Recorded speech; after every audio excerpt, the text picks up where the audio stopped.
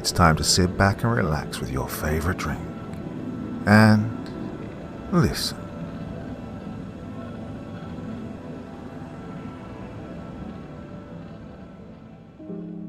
Good evening, my fearless crews, and welcome once again to the places where the dark gathers thickest. I'll be your guide tonight, leading you past the edges of certainty and into the quiet corners where ordinary things begin to warp, whisper, and watch. So draw the curtains tight, silence your phone, and settle in close. Tonight's journey isn't bound to one path, no. We're venturing through a whole maze of nightmares, each one stranger and more chilling than the last. Different shadows, different terrors, all waiting for you. Are you ready to face what lurks behind the familiar? Then follow me, and we'll begin. Looking In by Alex Hicks. The gold seemed to glisten on the mushroom, giving it an air of royalty and importance. It was almost as if some carefree dealer had taken the time to paint the little bundles of poison that color, to make them seem expensive. A sharp contrast to the magnificent gold, the blue that adorned the stems of the mushroom set off clear alarms in my head. The blue blotches against the yellowish-white mushroom stalks seemed to be that way almost as a warning to all creatures not to ingest it. The blue blobs looked dangerous. They looked a perfect color to signify what they are. Poison. My recently proposed to fiancé looked in anticipation as my friend Shane and I palmed the dried magic mushrooms and stuffed them into our mouths. The taste was appalling. It tasted as though we'd thought ourselves to be beasts of the earth and sat down to feast on nature itself. We chewed the poisonous but surprisingly easy to access mushrooms and swallowed the paste that now resided in our mouths. Now we wait for the magic to happen. I sat on a beach chair in the sun, hand in hand with my fiancé, as we chatted while I waited for the mushroom trip to start. Just as I began to express my disappointment in the quality of the illicit drugs I'd purchased and ingested, a sudden wave passed over me. I was flooded with almost animal-like senses. The sun seemed to shine brighter than it ever had. The wind blew and I could feel every ripple of wind as my clothes seemed to tremor. The most pronounced sensation was my visuals. Everything was brilliantly sharper in resolution. It was almost as if my mind had set my eyes to a lower quality setting all my life, and I was finally seeing the world in all its glory. As incredible as the visuals were, there was a slightly ghastly side to them, as when I looked at her or Shane's face, they seemed to melt and distort to make an uncomfortable swirl of face. To say it was unnerving would be an understatement. Nevertheless, it was extremely interesting. Shane and I laughed and stumbled about like idiots, having ingested the psilocybin mushrooms, having the time of our lives. My loving fiancé watched over us, making sure neither of us did anything silly in our drug-induced states. I stumbled over to the refrigerator and opened it. The cool air from the refrigerator seemed to seep into my very bones, and I stood there for a moment, just taking in the experience. I grabbed a bottle of water and drank the contents as if my life depended on it. After an hour or so, nature called and I hobbled towards the bathroom. The pictures that lined the halls had come alive, and they swirled and twisted as if to amuse me. After what seemed like a lifetime, I finally entered the bathroom and made my way to the toilet. I relieved myself amid a series of events my mind had produced, such as the bath rocking back and forth and the toilet growing and shrinking as I tried to aim carefully into it. What an odd experience. I went to wash my hands, and as I did so, I caught a glimpse of him. People had always warned me against staring into a mirror while on psychedelics, but this didn't seem bad at all. I finished washing my hands and proceeded to stare into the mirror. For some reason, the sight of myself in that state drew me in more. I couldn't bring myself to look away. The longer I stared, the more I began to realize where those concerned warnings had come from. My identical image seemed to have morphed and changed. As I looked into the mirror, the person that stared back at me morphed and distorted most grotesquely. His or its features began to darken, and the most evil smile appeared on his face. I was looking at my reflection, but I'd never felt fear like that in all my life. This thing in the mirror wanted to hurt me. But how, when this thing is me? I didn't move much, simply frozen in fear by the dark, horrible vision of myself staring at me. No words were exchanged, but I could sense and feel the evil and malice in this creature. The bright white light in the bathroom did nothing to stop this ghoul I saw standing before me. A knock on the door brought me back to reality, and as I exited the bathroom, I could swear I saw the thing in the mirror give me a sick grin. I told everyone what had happened, and they all laughed it off as me just tripping. But I knew what I'd seen, and it was haunting me. There was a sense of primal fear that something unknown was going to kill me. As the psilocybin began to wear off, and I was more conscious, I googled what had happened to me. I suffer from sleep paralysis, and when I read up on it, it was comforting to know that I wasn't alone. So I began to probe deeper and deeper into what I could have seen in my drug-induced state. All articles led me to the same conclusion. I had seen my shadow self. As described by scholars and enthusiastic psychedelic users, the shadow self is merely our repressed bad feelings about ourselves. What we see is a physical manifestation of what we, as individuals, perceive to be the worst parts of ourselves. Hatred, anger, depression. All the negative feelings we suppress seem to come to light and manifest in that way when you've done magic mushrooms, with a theory summarizing that the psilocybin in the mushrooms allows you to access parts of your brain you don't usually do. It's brilliantly clear to me as to why our conscious mind would suppress such a horrific thing. From the bottom of my heart, I can say with complete certainty that seeing the horrific figure would haunt and stay with me forever. The article did state, however, that the only real way to become one with that separated and estranged hidden part of you is to engage and understand it. With this newfound knowledge, I went back to my bedroom while my fiancée napped on the couch, and Shane lay in the grass, being one with nature. I walked across the shaggy carpet on my bedroom floor, and it felt as though God himself had made that carpet. I seemed to glide effortlessly on the carpet and didn't have to take any physical steps. I reached my bedside at last and opened my hidden stash of illicit goodies. There were 2 grams of these mind-opening mushrooms left. I had to make peace with my shadow self. The 2 mushrooms were chewed and swallowed before I had time to second-guess myself. I sat in my darkened room, waiting for the second dose of the mushrooms to kick in. Even just sitting on my bed, feet dragging back and forth over the carpet of God, I felt absolute bliss. But at the back of my mind, the other me was still terrorizing me. I finally started to feel the poison enter my bloodstream, and I knew it was time. I went to the bathroom in my bedroom, away from the others in the house. I tentatively walked, all the while avoiding the mirror. I positioned myself, took a few deep breaths, and looked straight up and into the mirror. Nothing.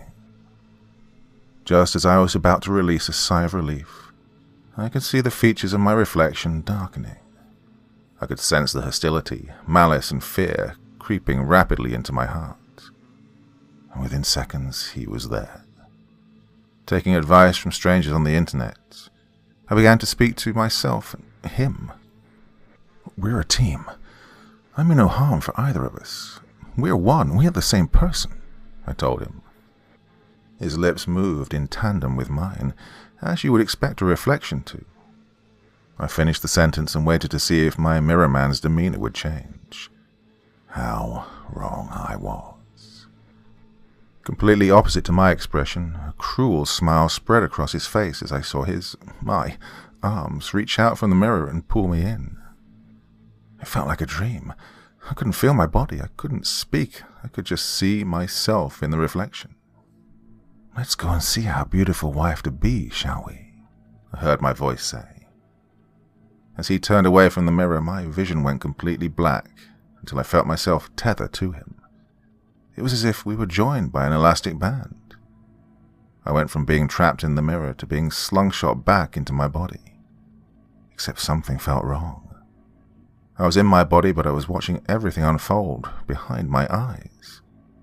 The man in the mirror was controlling my actions. It felt like I was a passenger in a car, and all I could do was watch. We laid eyes on my beautiful fiancée as she was sleeping. I watched my body walk over to her, and we stood watching her sleep. What was he going to do? I was beside myself. I tried to scream, but as a spectator in your own body, your screams mean nothing. My shadow self sat down beside my sleeping bride and played with her hair. Maybe this is some misunderstanding. The shadow self clearly just wants to coexist, I thought. He obviously could hear my thoughts and hopes, because as soon as I had that thought, he let out the most maniacal laugh I'd ever heard. It resonated with pure evil. Almost as if to prove just how evil, I watched from behind my eyes as my hand reached into the table beside the couch and took a hunting knife I kept for protection out. I watched myself stab my fiancé so many times that I lost count. He didn't seem capable of stopping, and I just sat like a dummy behind my eyes. By the time he was done, the couch was just a complete mess. He'd many times stabbed right through her and into the foam. There was blood and bits of her flesh everywhere. He also made sure he left her with a smile on her face and carved her throat open from ear to ear. "Oh, to make her smile one last time," he told me. I felt my body stand up and walk towards the door. He stopped to glance in the mirror, and I saw the evil, diabolical smile on his face. "Let's go and find Shane now," he said. "Then you can take control again. I just needed a bit of fun." What Are Friends For? By Alex Hicks. The scratches were deep. Blood had been drawn. The fact that they were self-inflicted was testimony that something was undoubtedly not right with James. The restraints creaked with every sharp, rigid movement he made. The sound he let loose made all of their blood run cold. It started very low, almost animalistic. The sound increased in volume and pitch until their ears felt as though some psychopath had embedded a fork into each of them and was scraping inside with the utmost vigor. Jeff and Marco looked at each other as they stood above the bed that contained the body of what had once been James. Fear. Fear was so evident in them, it seemed to be written on their foreheads in luminous font. It had just been a silly game. Nothing more and nothing less. The goal of the game was to talk to a spirit, to see what it knew about them, or what was in store for their future. Because according to the stories, spirits could tell you that sort of stuff. What they had brought into our realm was far from the idealistic spirit that they had imagined. They were under the illusion that it would have been friendly and cooperative. How wrong they had been. James's skin had taken a yellowish tone. His breathing was fast and shallow. From time to time he twitched, like a dog does when it's in the throes of a dream it cannot wake from. They didn't know what to do. Jeff shook him. All that accomplished was to show them the whites of his eyes as they rolled back in their sockets. He stopped, and they just stared at the ghastly sight of their friend before them. The bed rattled and shook as James started seizing. "What do I do?" Jeff shouted in a panic. "Open his mouth and hold his tongue so he doesn't bite it off," Marco replied. In a flash, Jeff gripped James's jaw and pulled it open while immediately inserting 2 fingers to place on his tongue. The shaking and convulsing persisted until again James let loose the blood-curdling sound he'd made earlier, and with that, looked directly at Jeff. What Jeff saw in the eyes of James was not human. Their gaze was broken when suddenly Jeff felt the most excruciating pain he'd ever felt course through his body. He looked down and let out a scream as he saw James covered in blood, with 2 badly removed stumps where his fingers had once been. James laughed eerily, but not before he chewed the fingers he'd unorthodoxly removed and spat them onto the floor to his side. Jeff screamed until his throat was raw, all the while holding his maimed hand. His fingers lay on the floor in front of him, chewed in such a manner they no longer really looked like fingers.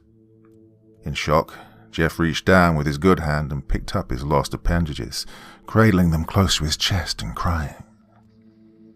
James's laughter continued while Marco stood there, unable to move or say anything. The game had gone well at first, or so it seemed. They set the board up, darkened the room, and lit the candles as the instructions had dictated. They joined hands, said the incantation, and proceeded to all lay hands on the small bit of glass that would guide them to the letters and phrases that were spread out on the board and that the spirit would use to communicate with them. They asked the room if anyone was present from the spirit world that was there, and it wasn't until a good few minutes later that they all felt a gentle tug on the glass that led them to the block on the board marked yes. They looked at each other in excited disbelief and went on to ask their spirit friend a number of other questions. Little did they know that they'd invited something that was interested in more than playing a game with a few young adults. "What do we do now?" Marco screamed at Jeff, who now sat on the floor cradling his disfigured fingers. Jeff was of no help, and James continued laughing, although the pitch and tone of it changed drastically. It sounded as though he was laughing in a cave, and it was echoing all around him. Marco looked around the cabin room for some sort of guidance. It was a very minimalistic room with a single table in the center, board game still atop. Their sleeping bags littered the corner of the room. The section that contained the messy kitchen, like a toddler's room, was littered with empty beer cans and alcohol bottles. The wind blew gently outside, gently rocking the door on its hinges. Marco, being the only one of sane mind, entered the kitchen. He tried his cell phone again, but due to their location being in the woods, the network eluded the cell phone. He could not make any calls. He considered getting James and Jeff into the car, but instantly thought of when the drama had started and James had been spitting and babbling like a crazy person, all the while clawing at his own skin. He thought of how he felt when the spirit they'd been talking to informed them they'd all perish together, and that it would make one of them its own. James had apparently been the chosen one. Getting him to the car was now out of the question. They had to deal with the situation here. His thoughts were interrupted by the desperate shouts of Jeff, and upon turning back to them, saw James had broken the restraints of one hand and had wrapped his hand around the neck of the fragile-looking Jeff. He thought quickly, opened the kitchen drawer, and drew a knife. He knew not what he was doing, but ran to the bed and began stabbing. The knife penetrated James's chest over and over, each time opening a wound from which blood and a foul stench poured forth from. He stabbed and stabbed until his arms gave up on him, and he could stab no more. He collapsed onto the floor, turning his neck to see Jeff cowering in the far corner of the room. Dismembered fingers left lying, forgotten on the floor. The smell became too much, and Marco began retching. The vomit projected from his mouth, covering the floor and creating a disgusting mess of vomit and blood. He vomited until he was throwing up bile, the knife he'd used lying covered in blood at the edge of the bed, untouched by the vomit at least. The cloth they'd used as restraints hung from the bedpost. Marco rose to his feet and walked tentatively to the bed. Eyes open and chest gaping with knife wounds, the smiling face of James still seemed animated. Looking at the body, Marco felt nothing. What lay dead before him was no longer the man he'd known since he was a child. What lay before him was something else. Gathering himself, Marco walked out of the shed and proceeded to dig a hole right behind the cabin.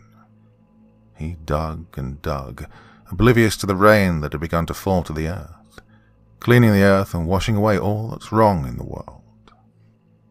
He finished the hole and went back into the cabin. He dragged the body of it off the bed, through the vomit and blood mixture and out of the cabin. The wounds poured blood onto the floor, trailing it all the way out. The rain did its job and washed every speck of it away with the dirt. He dropped the body into the hole and covered it with dirt. Walking back into the cabin, he put Jeff's arm around him and hoisted him up. They left the cabin without collecting any of their belongings. Marco loaded Jeff into the passenger seat of the car and got into the driver's seat. Without even a look back, he drove like the devil was behind him. He did not stop until he'd reached his house, 60 kilometers away. Still wearing his clothes, he opened his shower and pulled Jeff in with him to wash the blood and dirt off. The bleeding had stopped, but he'd need medical attention. It was late at night now, the rain still pounding away. He'd give Jeff some painkillers to knock him out, and would take him to the hospital first thing in the morning. He put Jeff in the guest bedroom after having sedated and dressed him in some of his bedclothes. He was still in shock. His mind had not yet comprehended all that had happened, let alone that he'd killed his friend. He got into his bed and pulled the covers up to his chin. God, it felt good to be in a comfortable bed. He was exhausted. He'd survived an ordeal. His eyes fluttered and he drifted off to sleep. Not long after he fell asleep, he was woken by the same pungent smell that had been let loose when he killed James. He opened his eyes and immediately felt his heart in his throat. James sat on the edge of his bed, blood and mud still covering him. The stab wounds were evident in the weak glow of light coming from the conjoined bathroom. The voice that came from James's mouth was not his. It sounded as though at least 5 people were speaking in unison. "Hey, buddy, I'm back. All for one and one for all. Where I go, you go." Darkness. Exotic Encounters by A.P. Royal. Seeing Nicole was like spotting a snow leopard in the wild. I nearly pinched myself in disbelief. It had been over 40 years since I'd last seen her face, yet there she was, sitting at the end of the bar like she'd never left. She looked as stunning as ever, wrapped in a thick mink coat that hung to the floor, her dark leather boots dangling from the stool. Her hair was shorter now. It was curly into shimmering silver instead of the long locks of blonde that I remembered, but I knew it was undoubtedly her. I stared down at my drink, contemplating whether I should approach her or not. We were old people now, in the twilight of our lives. I wondered what I could even say. So much time had passed. Curiosity got the better of me as I took a brave gulp. I meandered over to her with a beer in my hand. "Nicole, is that you?" She didn't look up from her phone. My face felt hot with embarrassment. My fight-or-flight response screamed, "Run!" "Nicole," I repeated, gently tapping her shoulder. She looked up, and we locked eyes. Those lush, emerald beads still captured a place in my heart after all these years. "Eddie? Oh my God, Eddie!" She hugged me, and my anxiety melted away. "How long has it been?" "Well, I still had hair the last time we met, so it's been a little while." Nicole nearly spat out her drink.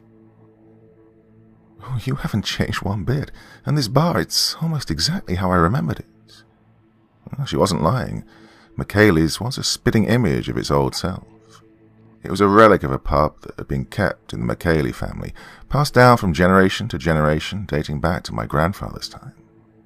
It wasn't the hippest establishment anymore, but it was one I held dear to my heart. I showed up every Sunday for a quick pint. It had become a sort of tradition, allowing me to reflect on my life and momentarily escape the hecticness of my family. Well, I think, deep down, I secretly hoped that I would spot Nicole here again someday. "Do you remember when we stole Jerry's dad's truck and drove it here? We were begging Catherine for a drink." I chuckled. How could I forget the desperation? It's owned by her son David now, and that kind of thing would never slide anymore. We both laughed as a Luther Vandross song played on the jukebox. His silky smooth voice brought us closer, and the saxophones carried us away. Besides a couple of stragglers, the bar was dead. "You, remember this spot in particular?" I pointed above to a small bell hanging from the support beam. It looked like it belonged in an old church. It was rusted with a long crack along the side and a rope that dangled down from the ceiling. It was Catherine's darling, but the damn thing stuck out like a sore thumb. It was my darling, too. I used to scope this spot out back in the day, back when I still had game. Oh, Nicole's face turned bright pink. Oh, I'm old, but I still remember. The antique from the rafters had served me well over the years. Memories of the first kiss bell warmed my body. I ordered another round as we continued our conversation. Nicole was only passing through to spend some time at her daughter's place in the city. She filled me in on her life. She had 2 daughters from 2 different marriages and 3 grandkids with 1 more on the way.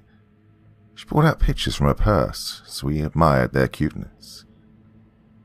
Jeez, I've been talking your ear off, Eddie. How about you? What have you been up to all these years? Me? Not much, really, I said in between sips. I never left. I own all of the Ruddison pharmacies in town now. I got myself a wife, Karen, and a white picket fence. We have a daughter, Mackenzie, and she has 2 granddaughters that we spoiled to death. It was my turn for show and tell as I pulled out my wallet. The names are Chloe and Veronica. She smiled as she examined the pictures closely. We're actually celebrating Mackenzie's birthday with the little ones this evening. Oh my goodness, they're so adorable. How old are they, if you don't mind me asking? What race? I mean, they look so beautiful. Chloe's 4 and Veronica will be 2 in a couple of weeks. Mackenzie married a Filipino fellow, so they're my little halfies, I joked. Wow, they look extremely exotic, so precious. There was an awkward pause as I mustered the courage to ask the question that had been eating away at me all these years. So, why did you leave without saying goodbye? Nicole stared at her empty drink, rolling the ice cubes around. She sighed. I never wanted to leave. I had to leave. Nicole went on to explain that her father had had an episode. I always knew about her father's anger issues. Nicole would wear long-sleeve shirts to hide the bruising. Well, that night was the pinnacle of her abuse. Her mother was almost beaten to death, and when he passed out from his drunken stupor, she and her mother had fled town. The jovial atmosphere turned solemn as I processed what I'd heard. I just wish you would have called me once you were settled. It really screwed me up, Nicole, for a long time. I'm really sorry, Eddie. I was young. She placed her hand on mine for a moment. I was terrified he'd find us. You know how quickly word spreads in this town. We both stared out the window, watching heavy snowflakes fall from the heavens. I should go, Nicole said, snatching the bill before I could reach it. Oh, I'm sorry, Nicole. Stay for one more? She got up and paid the tab at the register. She chatted to David as he rang her in. He waved goodbye and dashed back behind the bar to tend to a stack of dirty mugs. When she returned, she had a troubled look on her face. I may be really out of line here, Eddie, but I'd be kicking myself if I didn't at least try. She took a deep breath and handed me a folded napkin. I wrote down my number and the address where I'll be staying tonight. I leave in the morning, but I'd love for you to come by later. I shifted uncomfortably in my seat as the magnitude of the offer settled in. You don't have to answer now, just give me a call. She gave me a kiss on the cheek and left the bar. The snow leopard had returned to the wild. We had a late birthday dinner at Mackenzie's that evening. I was barely present for the festivities. Thoughts were racing through my mind from earlier at the bar. I couldn't help but imagine my life with Nicole if she'd never left town. The chemistry was still there. I could feel it, running electric through my veins. It was a feeling I had never felt with Karen, even at our best. I still loved her and the life we'd built, but if I was being honest with myself, the two just weren't the same. It was an insane notion to have. Our best years had passed us by. Had we been reunited in our 20s, circumstances could have been different. I had responsibilities now, and bonds that had been forged from a lifetime of memories. The inner battle raged on for the rest of the evening, though. When Karen cut to the cake, I snuck out to the garage to make the call. Hello? Hi, Nicole. It's Eddie. Eddie, I'm so happy you called. Listen, Nicole. I cut in, pausing a moment to think about my phrasing. It was lovely seeing you today, but I don't think it's a good idea for me to come over. There was a long pause that I rushed to fill. I hope you understand. I have a family now. Next time you're in town, though, we should grab another beer. But I thought you wanted to rekindle what we had. Her heartache seeped through every word. Look, I never said that, Nicole. I was excited. I hadn't seen you in forever. Another long, painful pause. Well, I'm really sorry to hear that, Eddie, Nicole said through gentle sobs. I'm a fool. Forget this ever happened. I guess I just hoped it was never too late for us. Nicole. Her tone shifted. You know what? Maybe I'll stop by Mackenzie's tomorrow before I leave. A little belated birthday surprise. See what Chloe and Veronica think about their granddad seducing a former lover. Regret washed over me instantly. My heartbeat sped 100 miles a minute. Listen, look, I don't know what you think happened here today, but I'm telling you it was nothing. Just two old friends running into each other. You hear me? My comment set her off. Friends, she wailed. Well, I'll see you tomorrow then, friend. 222 Bridgestone Boulevard. How the hell did she know the address? Nicole! She hung up, leaving me to stew in the mess that I had created. Before returning to the party, I made 2 more attempts at contact. Both calls went straight to voicemail. I heard every creak that evening, every whistle of wind through the window, every siren off in the distance. I was wide awake, anticipating the doom that was soon to follow. There was a solid explanation to be said. I just couldn't prepare for the flurry of words that would spew out of Nicole's mouth. Her shift in demeanor was alarming. She seemed completely unpredictable. Nostalgia had seemingly washed away my recollection of this in her. Karen spent most of the day with the grandchildren while Mackenzie went to work. She chased the kiddos around the yard and did finger painting with them all afternoon. But I remained on edge, expecting Nicole to barge in at any moment, destroying everything I'd ever worked for. All it took was one encounter to ruin it all. There was so much power in her words, regardless of whether they lacked truth. I waited nervously by the window for a visitor that never came. She didn't make an appearance until I turned on the evening news. This is Channel 19, breaking news. In a scene right out of a movie, local county sheriffs arrested the Black Widow killer, Courtney Dolling, wanted for the murders of former husbands, NYC entrepreneur David Dolling and career criminal Alonzo Hero, along with a slew of other charges including child trafficking and endangerment. She'd been known to police for decades, going by a slew of different aliases. In an epic turn of events, she was identified by a local bartender and tracked down at a nearby Bakersfield hotel. A car chase ensued, with police apprehending her in the early hours of the morning in a quiet residential area. The pursuit lasted upwards of an hour. More information is coming in by the minute as police begin to unravel the tale. Stay tuned. The footage on the screen was of Nicole. Her bulky coat did its best to shield her from the cameras. Although it was inaudible, her mouth moved frantically in wild, snarling contortions. There was something in her eyes that I didn't recognize. It was seething, and it was evil. She was in handcuffs. She was slowly carried away by police. The story left me stunned and suspended in my seat. Part of my heart hurt for her, but a much larger part was thoroughly relieved. The snow leopard was in captivity. I tried to keep the vultures from my daughter, by A.P. Royal. My daughter was all grown up. It was a challenging thing for me to accept. I know it's how life is supposed to work, but that doesn't make it any easier. My hands were stuffed inside my pockets as I wandered around the foyer.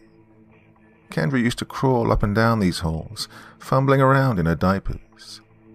I used to hear her gibberish all the way up the stairs. Now she was standing in the foyer, all her possessions sealed in cardboard boxes. Off to college, Ohio State. She was going to be a Buckeye just like her father. "Did you make sure you have everything?" Miranda asked, tears welling up in her eyes. "Yes, Mom," she smiled. "Triple check, just like you asked." "Parker checked the fluid levels?" I asked. "Yes, Dad." We stood there in silence, all stalling tactics thoroughly exhausted. The only words left were goodbye. Tears flooded from Miranda's eyes, a stream of black mascara steadily running down both cheeks as she wished our daughter good luck. I bit down hard on my cheek as I bear-hugged Kendra. As she broke free from my embrace, I quickly wiped away the salty trickle from my eyes. "Don't get so worked up, guys," Kendra said. "Are we back in the summer?" "And for Christmas?" Miranda inquired. "And Christmas." "Reading break, too," I urged. She flashed another pearly white smile as she opened the door. "It's a really long drive, Dad. We'll see." Kendra grabbed the last of the cardboard boxes and promised to text us once she arrived. "I love you guys." And just like that, our grown-up daughter was gone. As far as I was concerned, no one would ever be good enough for my daughter. Plenty of people would heap praise over how exceptionally gorgeous she was. Yeah, she was tall and slender, just like her father, but her most striking features were inherited from her mother. Amber eyes that blazed with tenacity, soft skin and rolling cinnamon locks. Her selflessness and endless capacity for love that seemed to beam out of her. Well, I had no idea where she got that from, and I was damn grateful that it was a part of who she was. As she got older, I tried my best to lay down the law. No partying, no boyfriends. I ruled with an iron fist out of fear and protection for her. I knew how teenage boys could be, and that terrified me, but I soon realized that this was a losing battle. As time went on, she retreated more and more to her phone, opting to text and giggle in her room over spending time with the family. I would find paintings and sketches of her scattered atop her desk. The vultures were swooping in. I'd fought them away for so long. By now all of her friends had boyfriends, which meant she coveted one too. I figured the devil you knew was better than the one you didn't, and so I began to relax the house rules. When we were first introduced to her boyfriend, Parker, I was reluctant to accept him into our family. Well, he was a nice enough kid, but again, my daughter deserved the world. I saw too much uncertainty in his character. He lacked confidence and direction. He was young, they were young, and looking back, maybe I saw too much of myself at that age in him. Well, the kid started to grow on me after a while. He stuck around the house like mold between grouts. No matter how hard you tried, you couldn't scrub him away. He didn't have a manly man bravado. He was more of a sensitive, artsy type. He never had much of a father, at least not one that paid him much attention. I taught him a lot. Mostly handyman jobs like fixing his brakes, changing tires, and repairing things around the house. In exchange, he treated my daughter like gold. It was an unspoken arrangement, but both sides understood the terms.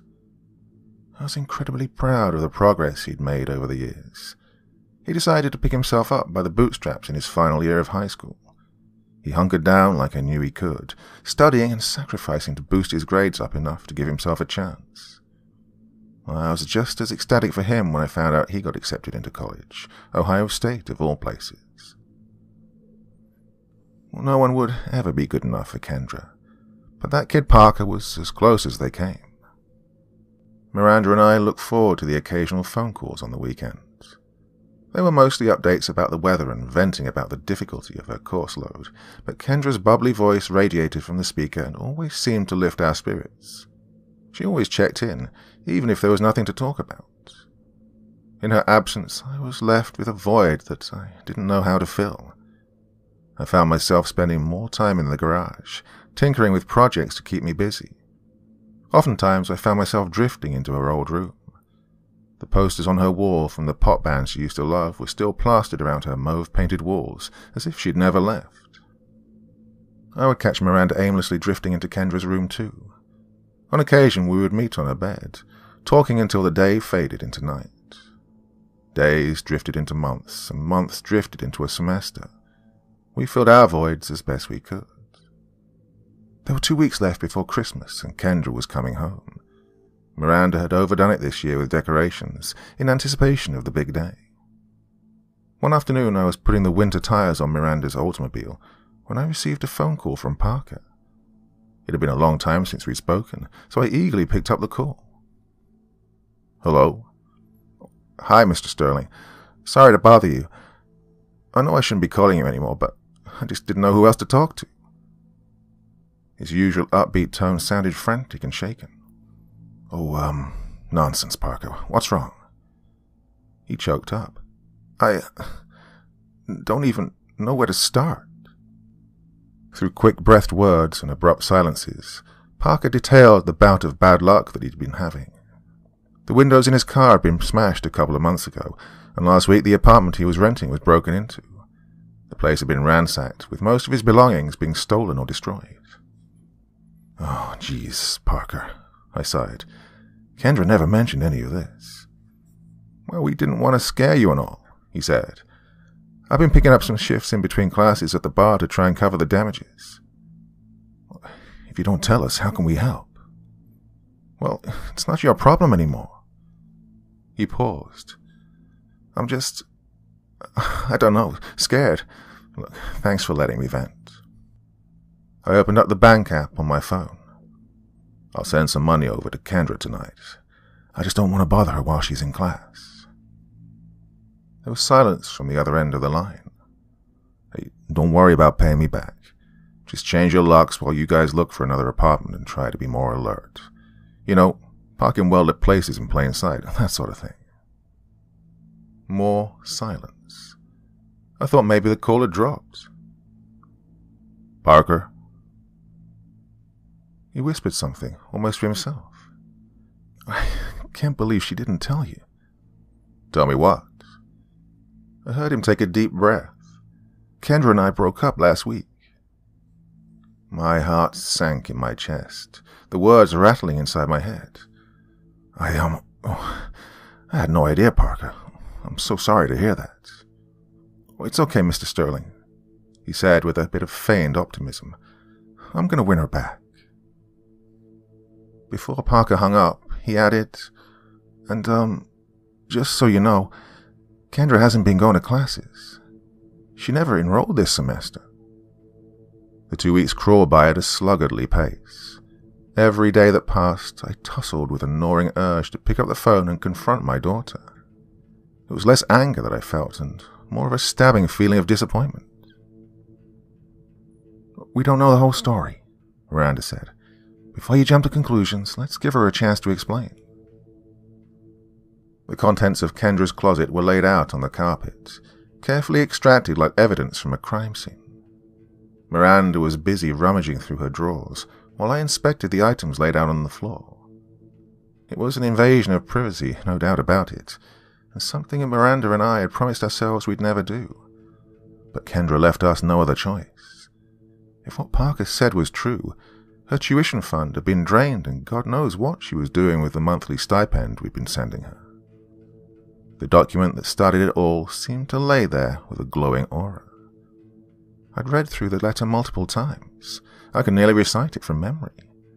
It clearly read, "Dear Kendra Sterling, congratulations. You've been offered admission to the Ohio State University, Columbus campus." The letter was signed by Katie Murdoch, the director of admission. Well, the evidence was clear. She had been accepted. So why was she not in class? "That's the last of it," Miranda said. "She'll be here soon. We have to hurry." My eyes widened as I looked at the clock.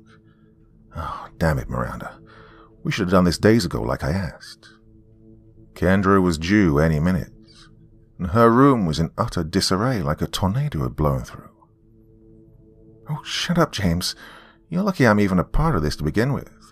I wanted to talk, not excavate our daughter's room." Well, we continued to argue as we went through the pile of items laid out on the floor. There were stacks of printed letters, mostly handwritten, and articles of jewelry, some inscribed with Kendra's initials, that we had never seen before. It would take days to go through the mountain of items. I narrowed in on a peculiar drawing at the top of the pile. This one was not like the others dedicated to my daughter. The sketch was a figure of someone falling, flailing in the air. The darkness swallowed this figure up. Around this dark vortex were words that were scratched in with such pressure that the paper nearly ripped through. Words like monster and evil. At the top of the paper was a thin, yellow beacon of light. My skin crawled as I reached for the letter that accompanied the sketch. It read, "Dear Kendra, I hope this gets to you, my princess. I'm always thinking of you in this endless darkness. You are the light that keeps me going when..." The doorbell buzzed. "There is nothing else. When no one else believes, you are the light that shines true." The letter went on and on like this for pages.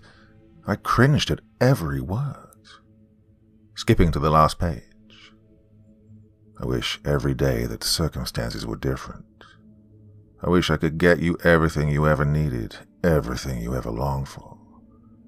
I don't deserve anything, but it seems God has shown pity on my soul. He's given me a gift in you that I will forever cherish.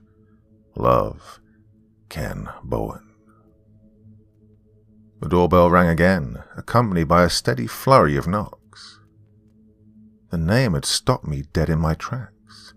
It sounded so familiar. I grasped for the connection in my brain, flipping through a Rolodex in my mind. Faces and names of snot-nosed kids that had been around the house before flickered into my memory. As quickly as they entered, they were tossed away. The third doorbell ring snapped me out of my thoughts. "Miranda!" Her head was down too, deeply enthralled by the letter she was reading. She looked up, clearly startled. Her face was a lily white as she mumbled something to herself, the words still transferring from the paper into her brain. "Clear up as best you can. I'll go grab the door." She nodded as I headed down the hall. Her face was just how I remembered. Her auburn eyes were fierce and glowing, the crease lines from her smile flowing into the tiny crevices of her dimples. She was a lot of things that night, but the main thing was, well, she was happy. After a warm embrace and teary eyes, we moseyed into the kitchen. We gathered at the dinner table as Miranda made her rounds, plopping mashed potatoes onto our plates. It was such a happy moment, and I hated to tear it to shreds, but I needed to find answers. "So, how did the midterms go?" I asked, a counterfeit smile across my face. "Well, they went okay," she smiled. "I know I nailed Psych 1100, but the others, I'm not too sure." My throat thickened. The lies stung more in person. Miranda sat there with pursed lips, clearly disapproving of the blunt approach of this conversation. She stared not at me, but through me, as if her mind was in another place. "Well, that's great, honey," I said flatly. "I know it's been stressful, but I'm sure you did well." "You guys worry too much about me," she said, soaring through her roast beef and dipping the piece in a pool of gravy. "We're your parents, that's our job," I said. The temperature of the room was toasty warm, the fireplace blazing.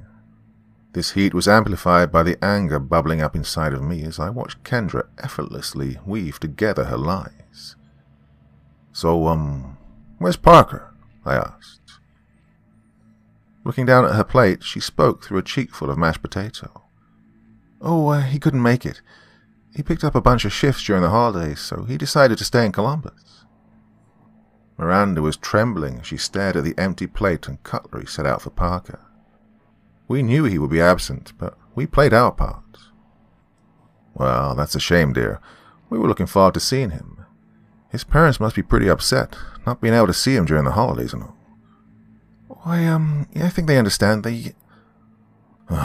Cut the crap," I shouted, my fist banging against the table. Oh, the abruptness stunned Kendra. Her shocked expression shifted between myself and Miranda. We know everything. Miranda jumped in. Know what? She asked softly. Her smile quickly withered into a frown. We offered nothing but our sullen expressions. I can't believe he told you, she scoffed. Do we really have to do this now? Right now, Miranda pushed. Seriously, Mom? She whined. Parker thinks he knows everything, but he doesn't know a thing. Well, enlighten us then, I said. Please. Our food was cold now, untouched, as we waited for our daughter's explanation. Well, things with Parker are complicated. She sighed, staring into her plate of food. I wouldn't say things are over. We're just taking a little break. Silence ensued as Miranda and I processed her words. While my anger simmered at an uncomfortable level, Miranda looked distraught. Her eyes were glazed over with a layer of moisture, her lips trembling. Kendra, she stuttered, her voice trailing off into a fit of sobbing. I shook my head. I just don't understand the lies, Kendra. I refilled my glass with a generous pour of whiskey, and in the reflection of the booze, I saw a tired old man. What about the classes? Were you ever going to tell us? I was working up the courage. I'm sorry. Well, here's your opportunity, I exclaimed. Come clean about everything, or you can kiss Columbus goodbye. Kendra halted a moment before continuing. Her mouth wavered, opening then closing shut. Her words were seemingly stuck in her throat as she chose them carefully. I have a friend. He's misunderstood. He's such a talented artist and a wonderful soul. We've been communicating back and forth for years, well before I met Parker. She swallowed, her eyes flashing in my direction. Oh, you'd love him, Dad. Once you got to know him, he's funny and charming, just like you. He's the whole reason I wanted to go to Ohio. She took a long drink of water and continued. I didn't think I'd ever get to see him, but this month it looks like everything could change. I can't explain what it was about her combination of words, but for some reason they triggered a connection in my brain. It finally clicked. The vault in my subconscious opened up, allowing access to memories of the person addressed in the letter. And when I realized it, my body froze stiff. His name's Ken Bowen. My stomach violently churned. Kendra. No. The Ken Bowen. Miranda gasped. See, I knew you'd react like this. She floundered, tears in her eyes. She grabbed her phone out of her purse and dialed, placing it on the table. He's not the man he was. He doesn't associate with those horrible people anymore. Kendra, stop, I commanded, grabbing for the phone. What are you doing? Let's talk this through. Her lightning reflexes snatched it away. She put the phone on speaker as it rang. You want the truth? Well, here's the truth. Everything on the table. There was our daughter, our prized possession, a spitting image of her mother and father, the sum of all our sacrifices. Every word spilling out of her mouth was tearing a hole through our hearts. It was wrong of me to keep these things from you. I didn't enroll this semester, it's true, but I needed time to get his affairs in order. Miranda was consumed by despair, her hands covering her face. Taking your money was wrong, I know that. I'm seriously so sorry, but I'm going to pay you back every penny once this hearing is over. The speakerphone blared. You're making a collect call to Ohio State Penitentiary. I shuddered at the rows of black body bags that were recalled in my memory, the pools of blood, the shooting spree that Ken Bowen and his gang of baby-faced friends had orchestrated that dark December. The manhunt had lasted months and spanned across multiple state lines. More seemingly anonymous bodies fell in their wake as they managed to elude authorities for months. A few of his riffraff crew managed to escape, but Ken wasn't so lucky. They were young, only kids. If I remember correctly, his lawyers argued insanity. It had been years since I'd heard his name. The story had faded into oblivion. Shootings and massacres seemed to pile up over the years, replacing each other one by one, all working together to keep the news cycle fresh. This was America, after all. There was always something new to be afraid of. Kendra's open eyes stared into mine. Our daughter had all grown up. "Give him a chance, Dad," she stammered. I think I love him."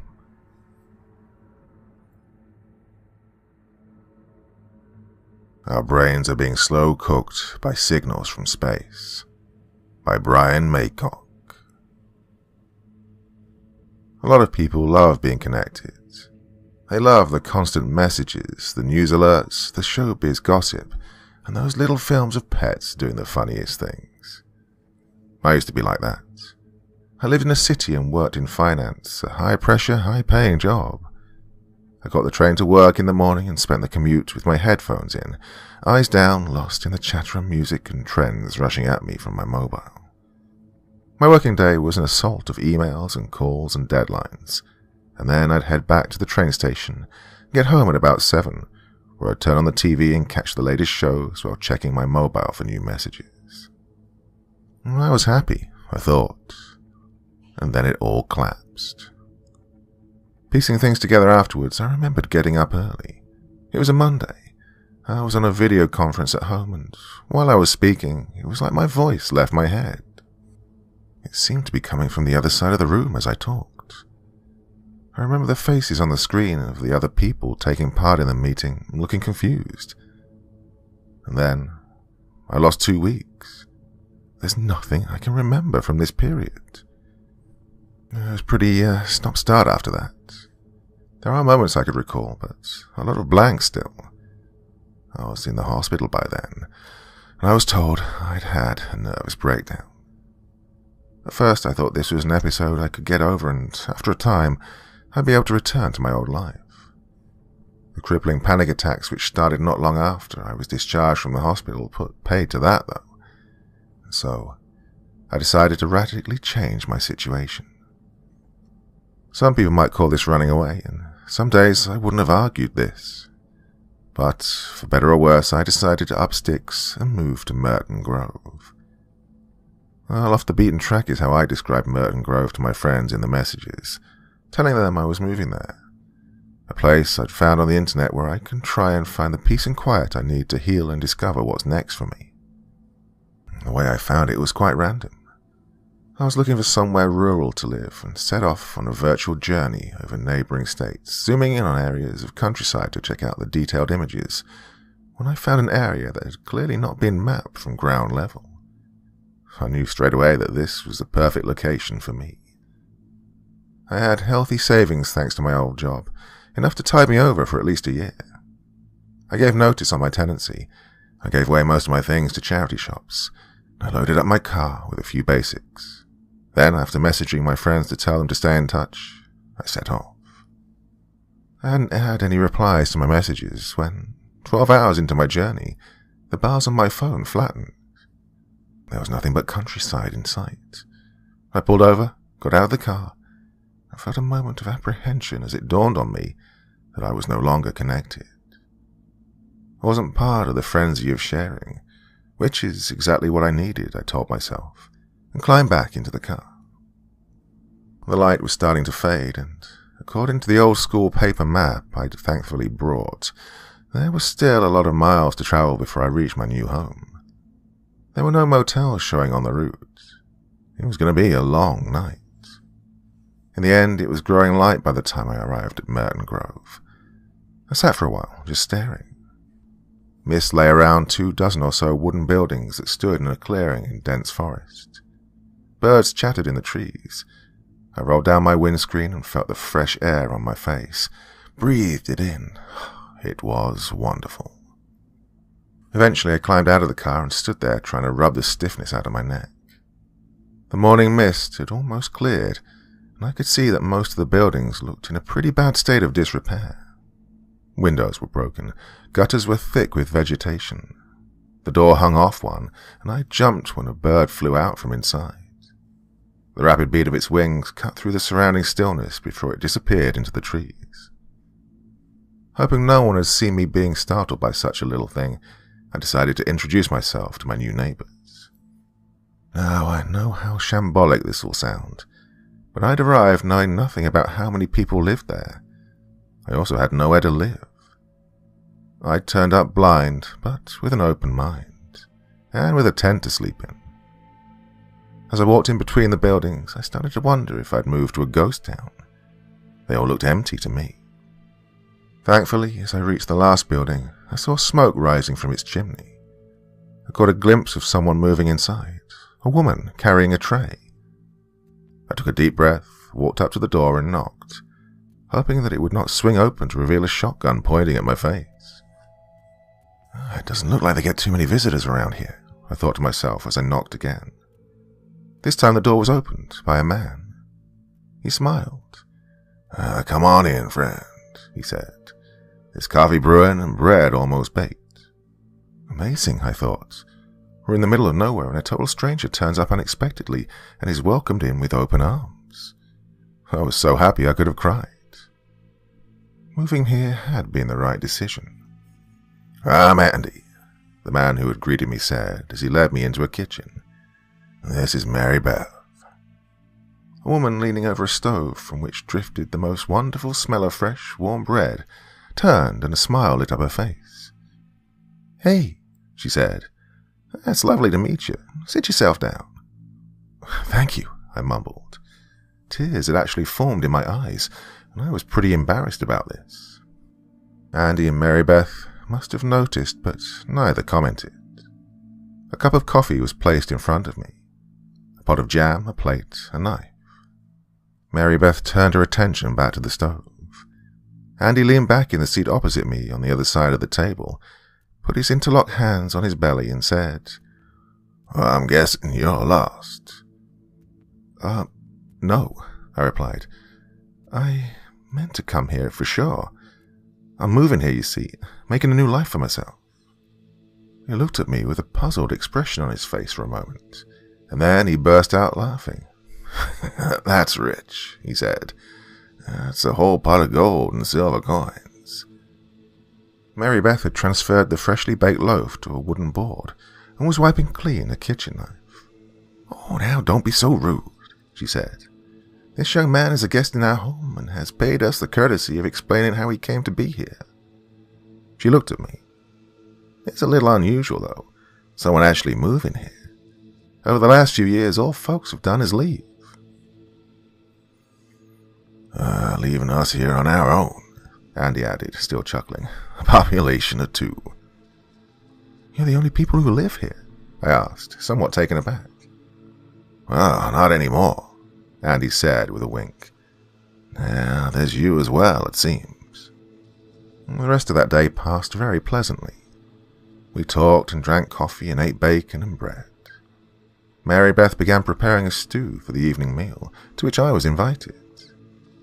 There was no pretense or need to impress. I learned that they were both in their early 50s and had been teachers at a large college. They had a son, but he'd been born with a genetic disorder and had died of natural causes when he was 21. And he described this as having your heart torn out. They both spiraled into depression and made the decision to move out here. I shared my story. Our journeys had been very different, but I felt we were kindred spirits. Later, after the most delicious stew I'd ever tasted in my life, I turned down their offer of a sofa for the night and returned to my car, got my tent and set it up in the clearing. I crawled into my sleeping bag and was asleep the moment my head hit the pillow. I woke stiff and was slightly disorientated by the light streaming through the fabric of the tent. Then I remembered where I was. Home, I thought. A place where I feel at peace. I clambered out of the tent and headed for Andy and Mary Beth's house, called by the scent of fresh baking. I can't actually tell you what day of the week this was. I looked at my phone and the battery had run down. I charged it using an adapter in the car.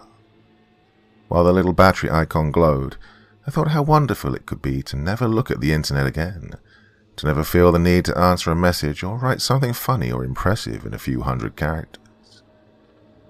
I decided that, when I was settled in, I'd turn my phone on for a little bit, then drive out to where there was a signal and check who'd been in touch. Let people know I was doing grand.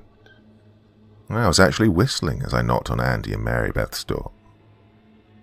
My second morning in Merton Grove passed much like the first, with good food and good conversation. I spent the afternoon looking around the other abandoned buildings, trying to decide which one I'd live in. I'd started to feel a bit disheartened by early evening. They all needed so much working on them, and I was absolutely not a practical person. Changing a light bulb was my limit.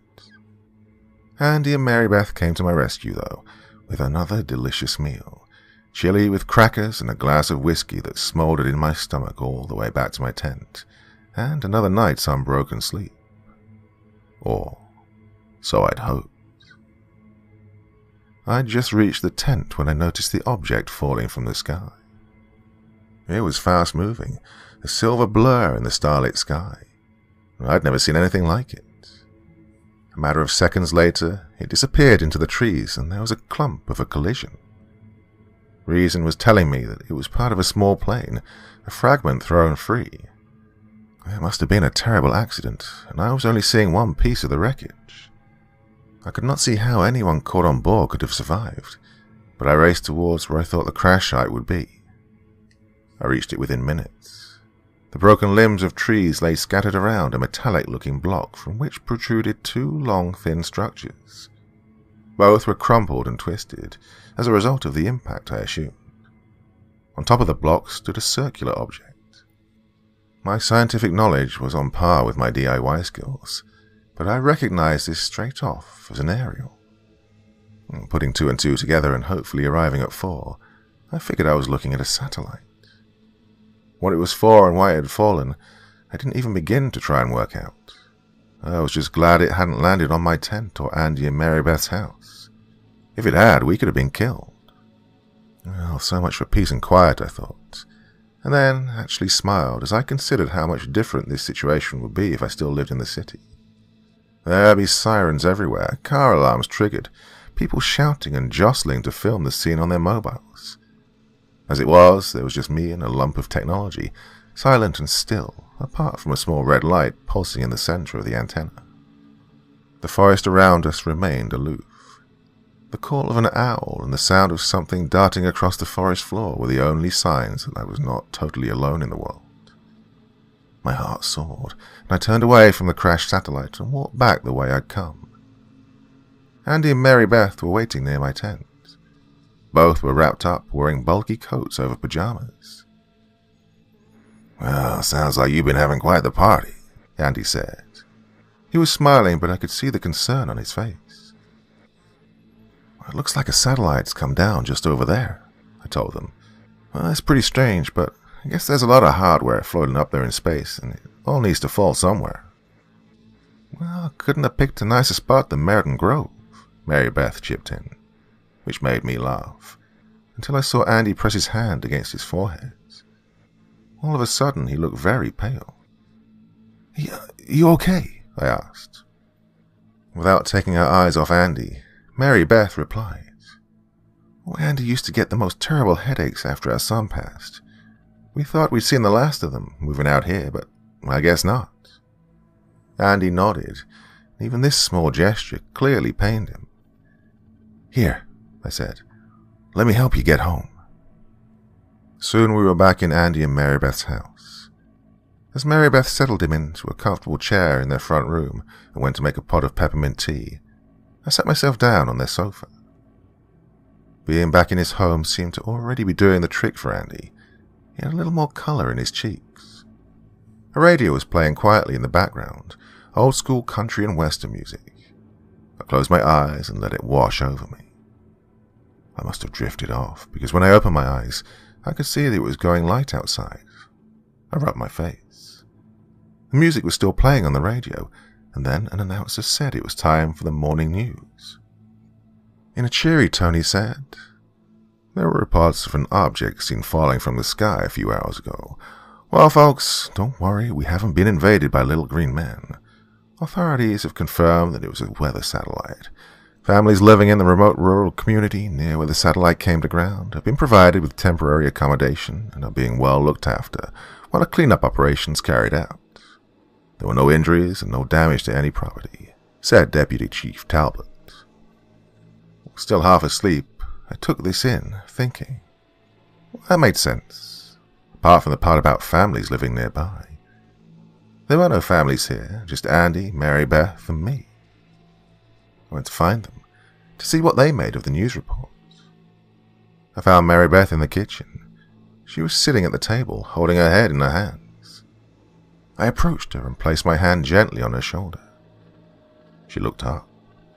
Her eyes were bloodshot, her skin drained of color. "What's wrong?" I asked. "A headache," she said. "It started up not long after Andy's. Oh, it hurts so bad." "Do you have any painkillers?" I asked. "No," she managed to say, and even this one word was a struggle. "I might have some in the car," I said, and then asked, "Where's Andy?" "He's gone to bed. His headache just grew and grew. He thought if he could go to sleep, it might help." "Okay," I told her. "I'll be right back." I stepped outside, determined that if I didn't have any painkillers in my car, I'd drive to a pharmacist and get some. It'd take me hours, but that didn't matter. I'd only known these two people for a matter of days, but they were my friends, so I set off to my car. And it was then I saw the fence. It was a good 10 feet high and made of steel mesh. My head spinning at what I was seeing, I followed its length, eventually walking in a circle. What the hell, I thought. Overnight, Merton Grove had been fenced in, with no way out that I could see. As I stood there, wondering why this had happened and what on earth to do about it, I noticed figures moving on the other side of the fence. They were dressed in what looked like hazmat suits, the types of things I'd only ever seen on TV before. The suits were grey with clear material at eye level.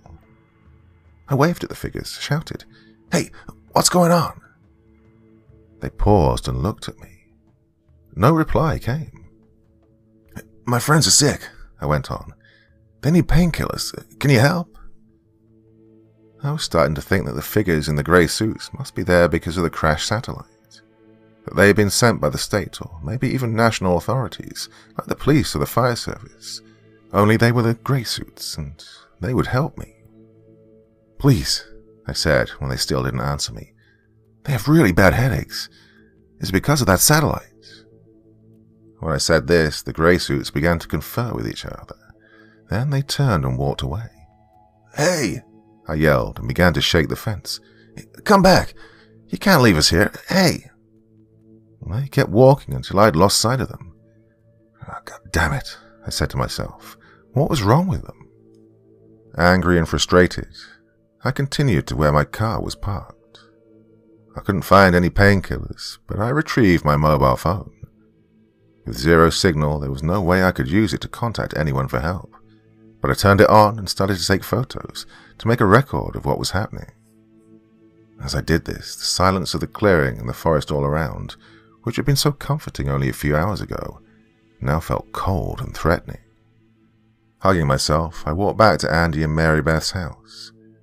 There was no one in the kitchen or the front room, so I tapped on the door to their bedroom. There was no answer, so I said, "Hey, I'm worried about you, so I'm coming in. Hope that's okay." I pushed the door and went inside. Cold, nauseating fear trickled through my body as the horror of what I was seeing dawned on me. Andy lay in bed. A mask of blood coated his face, and more darkened the pillows and bedsheets. His mouth was slightly open, and he was staring upwards, blindly, because his eye sockets were empty. Dark, bloodied cavities. Mary Beth sat on the bed by his side. In each hand she held an eye. The tips of her fingers were stained with yet more blood. She looked up at me. "He begged me to do it," she said, "to take the pain away." Her gaze returned to his mutilated face. "He's at peace now," she said, and began to cry. I stood there, too scared to speak, lost in terror and sorrow. "We are going to enter the exclusion zone." A loud, distorted voice tore through the air. Startled, I moved to the window.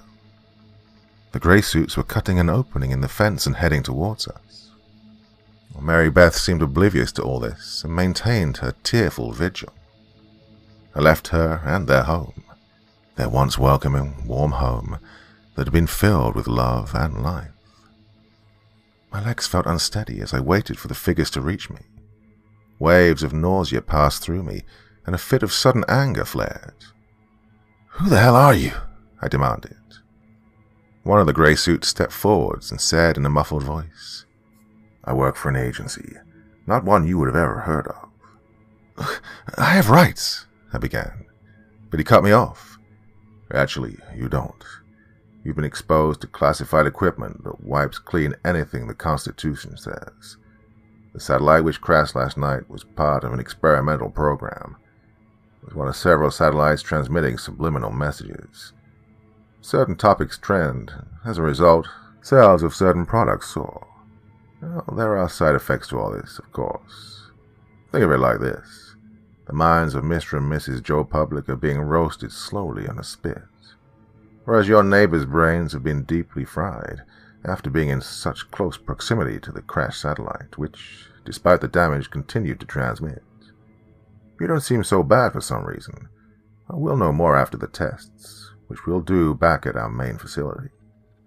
I was sickened by what I'd just heard. "So, what happens next?" I asked in a shaky voice.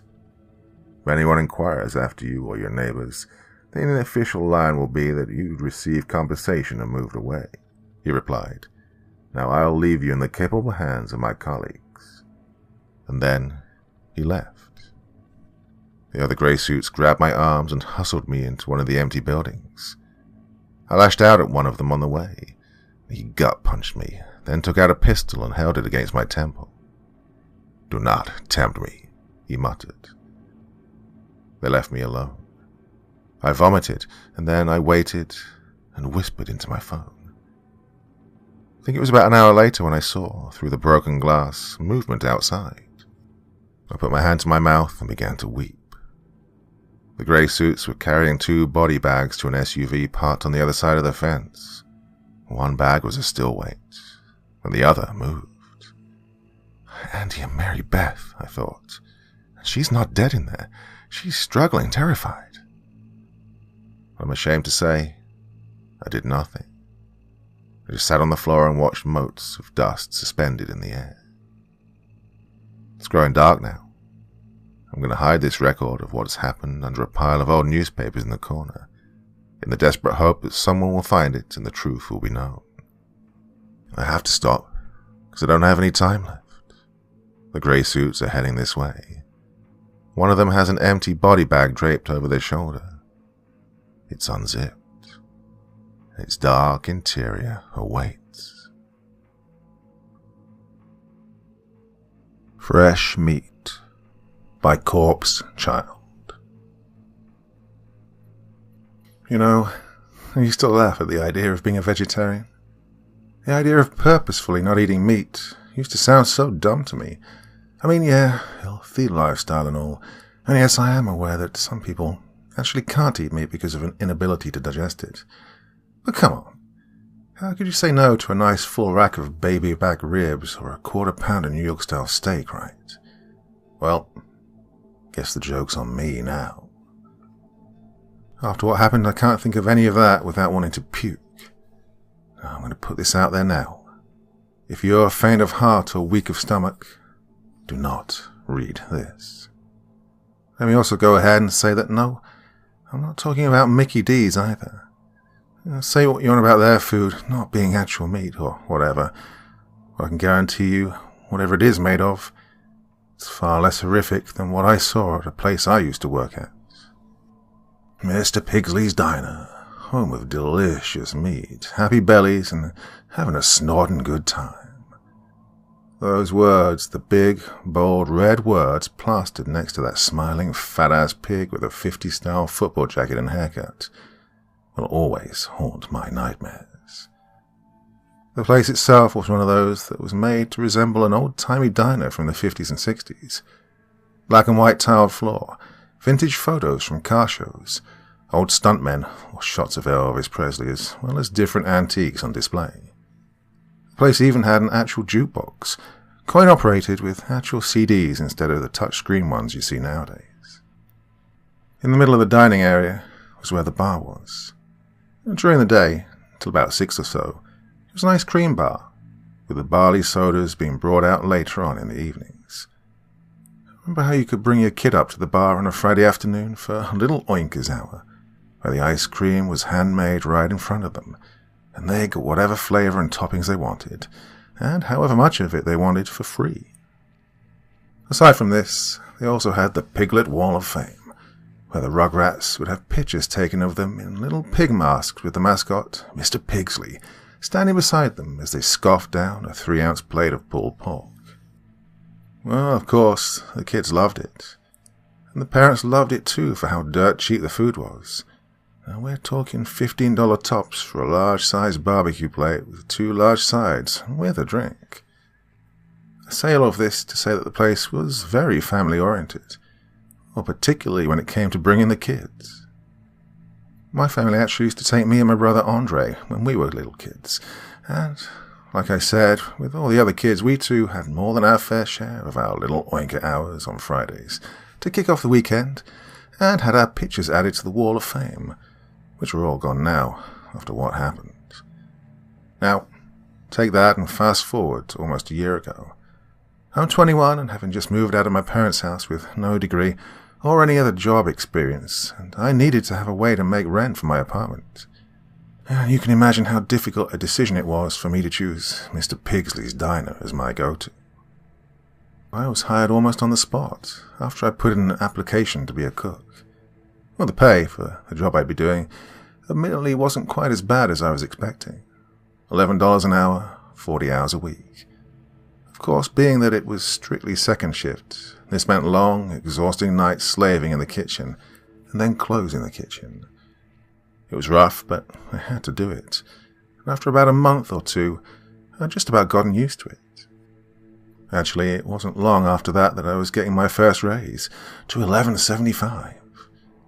I'd also managed to get to a point, usually because the other kitchen staff were out back taking a smoke, that I was actually able to handle work in most areas of the kitchen alone. In other words, I'd gotten pretty good at my job pretty quickly.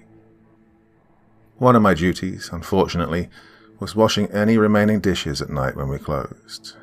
It sucked, mostly because of the fact that it was always the grill utensils and shit that I got stuck washing. You know, the shit that would be the dirtiest. And we had to wait until we were closed for the night to wash them. Because of this, and because the shift manager, Trish, usually dragged her feet with her part, making sure everything is done right, as well as the fact that closing shifts only had 2 people around to shut the place down for the night. We weren't usually getting out of there until about 1 or 1:30 in the morning every night. Well, it's because of this that things would take a weird turn. Funny enough, I almost didn't even notice it. It was a Friday night, which of course meant we'd been slammed all day with business, and I was beyond tired and ready to be done with the place for the night. I was in the sink room, located a little ways behind the kitchen and grill area, next to the freezer and dry stock, washing the dishes, well, as best I could anyway, while Trish finished up with the money. Since my phone was dead, I couldn't listen to music or podcasts while I washed the dishes like I usually did. And that's when I heard it. It was very faint, and again, I almost didn't hear it. It almost sounded like a faint groaning noise. But being exhausted and figuring that it was just the electrical hum of the freezer, I shook it off and continued. It was when I was just about finished with the dishes, though, that I heard it again. Louder this time. Listening a little harder, I noticed that it was indeed coming from the freezer. I pressed my ear to the door, and I could hear it much louder now. Concentrating, I thought I could hear the sounds of muffled sobbing from inside. I tried pulling the handle to open the freezer door, only to find it locked. Weird, I thought. Why is the freezer locked? I was never told before that the freezer was supposed to be locked at night. Maybe it's to keep the meat fresh, keep everything cold. Well, this didn't make much sense to me, but I ended up having to just go with it when I heard Trish calling for me, telling me she was ready to go home. I pretty much immediately forgot all about it until the next night, closing the kitchen when I heard it again. Like last time, the freezer door was locked, and inside I could hear a very faint sound like someone groaning. Well, it was louder this time, a lot louder. I also noticed this time that it seemed like it would randomly let out sharp bursts of crying or wailing. At one point I thought I could hear a shrill sort of screaming noise as well. God, what the... I started knocking on the freezer door. Hey, hello, hey, is someone in there? Nothing. The only response was the continued groaning noises from the other side. I tried knocking again. Hey, what's going on? I spun around to see Trish standing behind me, looking confused. What the hell are you doing? Have you finished yet? Oh, yeah. I looked at the freezer. Hey, is there any particular reason the freezer's locked? She cocked her eyebrow. What do you mean? I pulled the handle to demonstrate. Her eyes continued looking confused as she then tried to open it herself, with the same result. Huh, she said, resigning. That is weird. No, I don't know why the heck they'd have it like this. What's got you so worried about it, though? Well, I felt I could hear something, or somebody in there. What do you mean? She asked, looking even more confused now. I shrugged and chuckled nervously. I don't know, I just kept hearing these weird noises coming from in there. I pressed my ear to the door again, still hearing that faint groaning sound. Hey, do you hear it? Well, still looking skeptical, she then pressed her ear to the door. She stayed like this for a moment before shaking her head. Nah, sounds the same it always has. At least, same as it has since I've been here. Well, this is an old place, though. The wiring in there must be on the fritz. You sure? I asked, cocking my own eyebrows in confusion. Because it sounds like someone's in there. Oh yeah, besides which, we can't get in anyways. Now, I don't know about you, but I'm kind of like to get out of here and go home before it's time to open the place back up. She held up her phone, reading almost 1:45 a.m. With that, I gave one last look at the freezer before turning and following Trish. But that night, I couldn't shrug it off like I'd done before. No matter how hard I tried, I couldn't stop imagining something or someone in the freezer. Moreover, I couldn't stop wondering about what that sound was. Now, obviously, I wasn't buying the whole, just the old 40 wiring crap. What the hell were they doing in there? Well, as it happened, the next day was when the owner, Mr. Pigsley, would be in for one of his little routine visits. He'd usually come round once or twice a month, unannounced, and just sort of check in, make sure everyone's doing everything that needs to get done. Basically a sort of general inspection, One thing I noticed too was that one of the first things he always did was to check out the freezer. Naturally, I figured if anything was going on in there, he'd know, right? As well as this, we were actually slow, for the first time that week, by the way, which made it relatively easy for me to ask him about it first thing when he came in. What do you mean? He asked me, cocking his eyebrow like Trish did. Well, the past 2 nights, sir, I've been hearing these weird noises coming from the freezer. Whenever I try to go check it out, though, it's always locked. Is it supposed to be? He frowned. What sort of noises? I don't really know, sir, I replied, admittedly feeling a bit awkward. That sounds like someone's in there. And he stared, frowning at me for a moment before opening the freezer and walking inside. I followed him. Inside, of course, I heard the droning of the refrigeration systems, in other words, the normal sounds it should have been making in there, and there were boxes labelled fresh meat stacked against the walls. Everything was there just the way it was supposed to be. No weird sounds, nobody else in the freezer, aside from me and Mr. Pigsley. Well, he said, turning back to me, I don't hear nothing. Well, he looked back inside for a moment before saying, Okay, nothing except for the fridge wires on their last legs. I reckon I'll have to get that looked at, won't I? He chuckled when he said this, before then saying, "Hey, thanks for letting me know."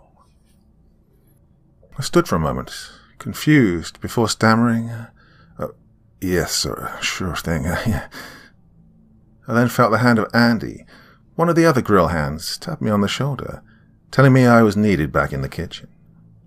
Mr. Pigsley waved his hand dismissively before turning and going back into the freezer. Fridge wires on their last legs? I couldn't take my mind off of how wrong that sounded to me. For one thing, the fridge actually sounded normal. Plus, after taking a peek at the thermostat outside, I saw that, well, at least according to the reading at the time, it was working just fine. Secondly, this didn't make sense to me because, if they really were on their last legs, shouldn't he have known that and done something long before now? On top of all that, though, was the fact that the big question wasn't even answered. Why the hell was the freezer door locked? Not only this, how was it locked? There were no bolts or anything on the handle, inside or out. As much as I wanted to shove all of this at Mr. Pigsley until I got an answer, I wouldn't get the opportunity again before he left. That night I wasn't the one to close the kitchen, having agreed to switch shifts with Andy so he could get a few more hours in. For some reason he was only scheduled 2 days that week for 5 hours each. So this meant I was getting off that night at around 10 p.m. Because I was still skeptical, or should I say suspicious, about the whole freezer thing, I asked him, as part of the agreement, if he'd keep an eye on the freezer and tell me if he noticed anything off about it. He agreed, though I could tell he thought I was nuts.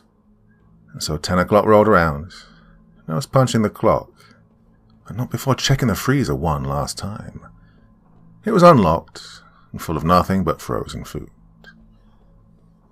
I was heading out back to my car when I heard a rustling sound coming from the dumpster. Looking over, I could see the lid pushing up, like something was trying to get out.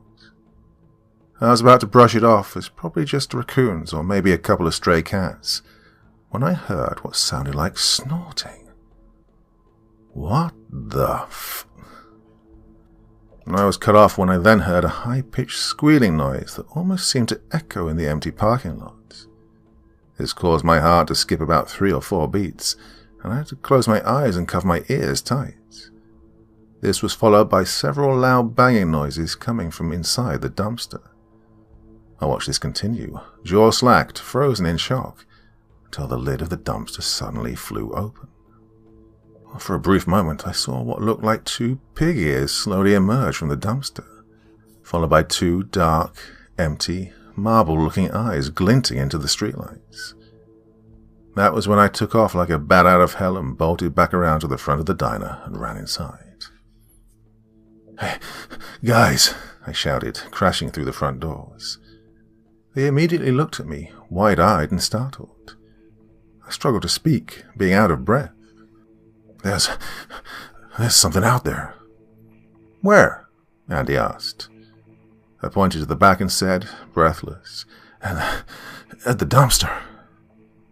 His face immediately fell into one that said, "Oh, you're shitting me here, right?" I caught my breath as Trish asked what it was exactly that I'd seen. I began, remembering those 2 black beady eyes glaring at me. "I think it was a pig." "A pig?"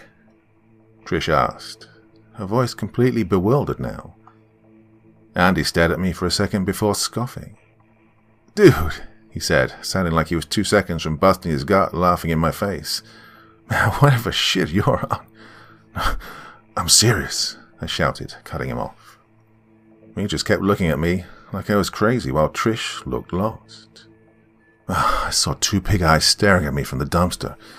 I heard it squealing too. "Where the hell could it have come from?" Trish asked. "I mean, there's no farm around here." Andy snickered and remarked, "Oh, maybe the last truck had one that wasn't quite ready yet." Oh, Trish snickered at this too. I was the only one, though, who wasn't finding this funny. "Oh, damn it, Andy. I'm not screwing around here. I saw a giant pig staring at me in the dumpster." But he just snickered again. "Ah, it was a giant pig." He then made a surprised face and turned to Trish, saying, "Hear that, Trish? A mean old monster pig is going to get us, eh? Oh! I curled my hand into a fist, clenching my teeth. I was getting really agitated really quickly. Before I could do or say anything, though, I heard something coming from the back behind the kitchen, near the freezer. "What?" Trish asked, noticing my attention towards the back of the diner. I shushed her before starting towards the freezer. "Listen," I whispered. It sounded like something big was dragging its feet across the floor. "You hear that?" I watched Trish and Andy cup their ears. Listening closer, I could also hear the sound of someone's muffled bawling in the distance, sounding like their mouth was covered or taped over. I watched as Trish seemed to take notice. "What the hell is that?" she asked, turning now to look towards the back like I was. Andy just looked at the both of us, confused. "Now you two, Trish. What are you guys going on?" He stopped when he heard the sound of the freezer door opening. Now his eyes were wide. "What the fuck? Who's back there?" We heard the freezer door shut, still hearing the muffled screaming from behind. Andy started towards the back when I shot out my hand, stopping him. "Wait. What if it's some maniac with a gun or something?" And he just pushed past me towards the back. I followed after him, with Trish joining behind me. The sounds from the freezer were louder now, shrill, like someone was being tortured. I could hear what sounded like a young girl, high school age, screaming, "No, please don't, let me go." These were followed by sharp cries of pain that caused the three of us to have to cover our ears. And as we were doing this, the sounds, both of screaming and the weird squealing, were getting louder and louder. I began imagining the thing on the other side to be some sort of mutant behemoth pig monster, like Andy had said, with huge muscular arms and gigantic tusks that impaled me like a kebab. Finally, Andy ran and got the emergency fire extinguisher and used it to batter the door until we heard something fall to the ground, crashing on the other side before shoving the door open. In front of the door was a bunch of the fresh meat boxes that had apparently been propped against the door to keep it shut. Now knocked over onto the floor of the freezer, I saw a few of them had broken open, scattering red, meaty, bloody chunks all across the floor of the freezer. Just for a brief second, I looked closely at a pile of the stuff, and that was all it took to make me start to retch.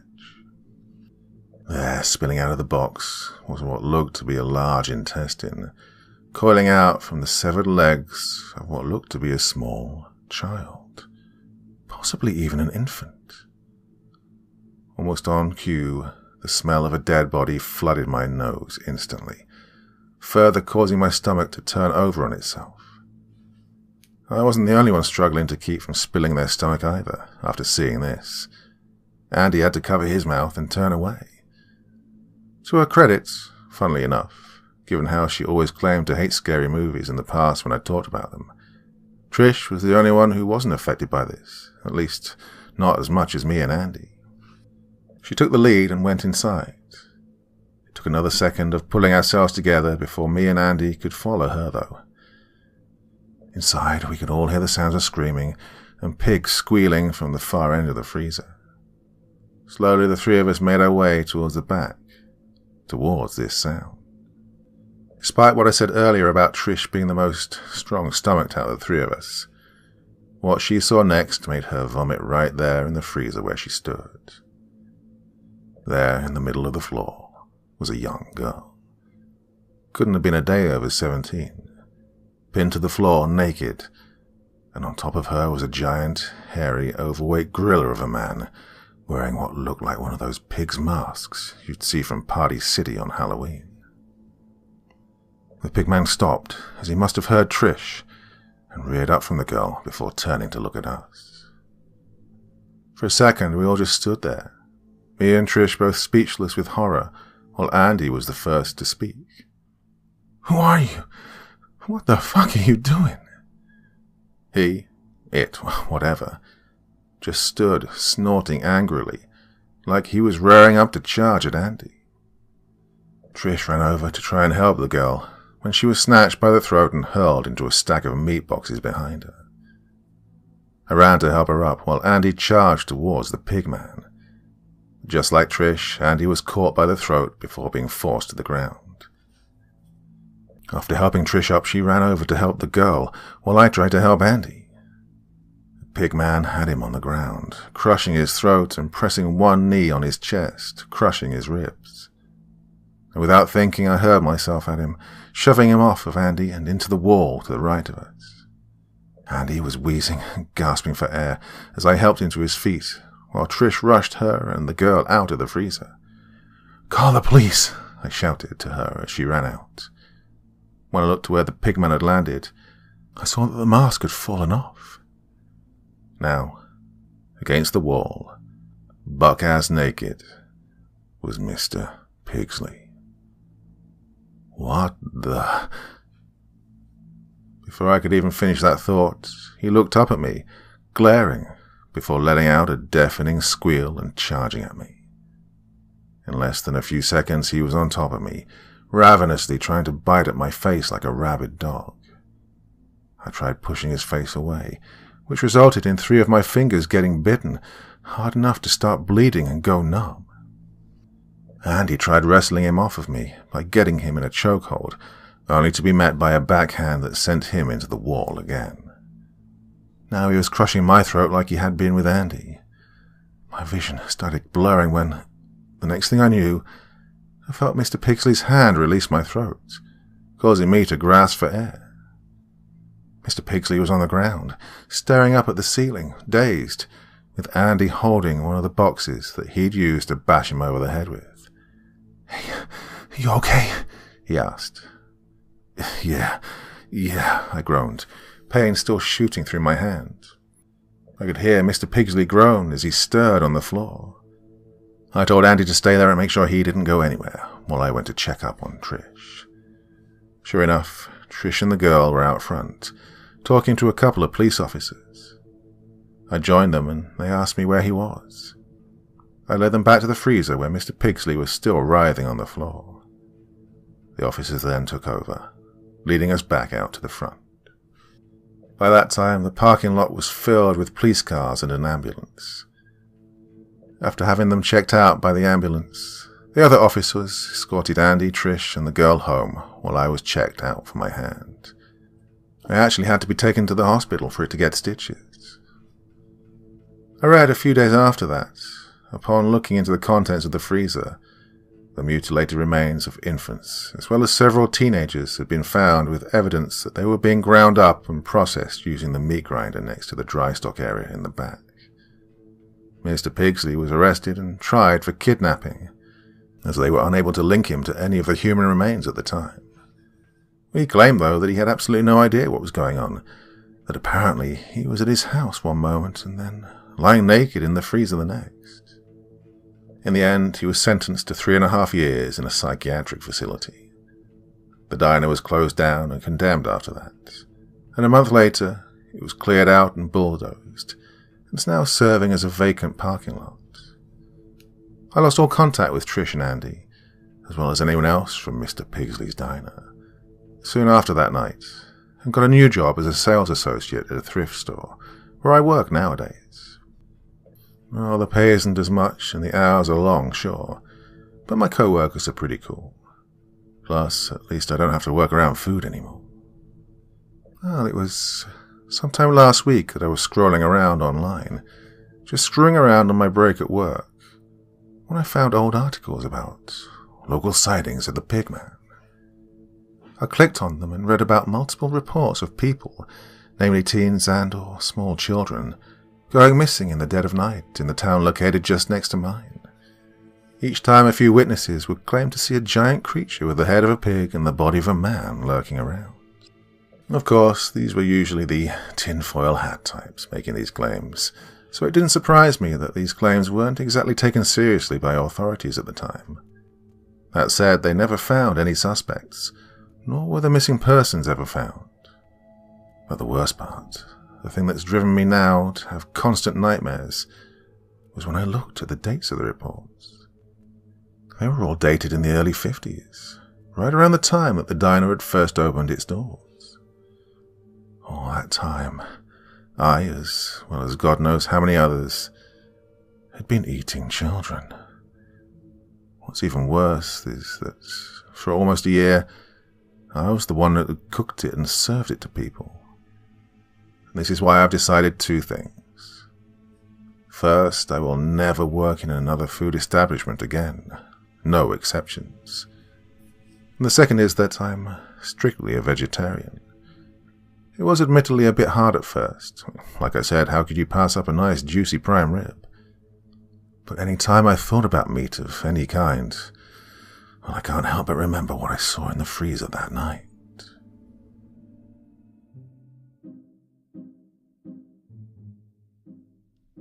So another weird and wonderful collection of stories there. I do enjoy the anthology format sometimes. I mean, I don't know, it's a different experience to having one like long 2-hour story that goes in depth and has twists and turns, but there's something very rewarding for me as the narrator to do this format as well. So I hope you enjoyed that collection.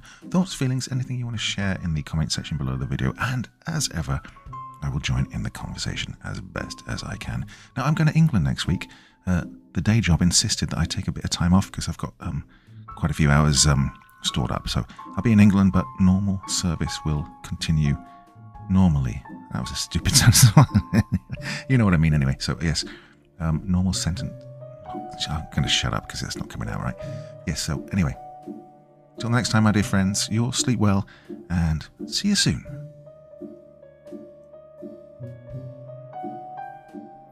Thank you so much for taking the time to listen to this story today. Really means a lot to me and to the author of the story, of course. Well, if you want to know more about me, I'm pretty much everywhere on social media. You can find me on Facebook, Twitter, Instagram. You can download my music on SoundCloud. I've got a Patreon if you feel like. Throw me $1 or $2. Very much appreciated. And of course, on Reddit, I have a place where you can leave stories if you want me to read one that you've written. Well, hoping to see you all again very soon. Till then, sweet dreams. Bye-bye.